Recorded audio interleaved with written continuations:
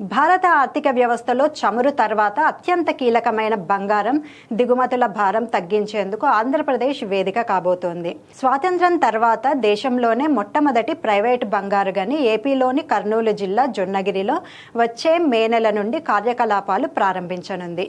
జియో మైసోర్ సంస్థ సుమారు 598 హెక్టార్ల విస్తీర్ణంలో 400 కోట్ల భారీ పెట్టుబడితో ఈ గోల్డ్ మైన్ ప్రాజెక్టును అభివృద్ధి చేసింది.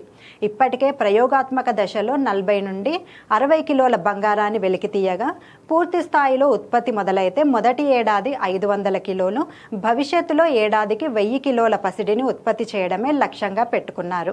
దేశవ్యాప్తంగా ఏటా 800 నుండి 1000 టన్నుల బంగారాన్ని విదేశాల నుండి కొనుగోలు చేస్తున్న తరుణంలో ఈ ప్రాజెక్టు స్వదేశీ ఉత్పత్తిని బలోపేతం చేయనుంది.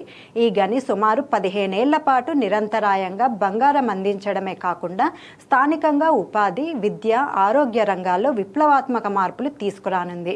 విదేశీ బంగారంపై మనం ఆధారపడటాన్ని తగ్గించే దిశగా ఏపీ వేస్తున్న ఈ అడుగు దేశ ఆర్థిక చరిత్రలో ఒక మైలురాయిగా నిలిచిపోనుంది.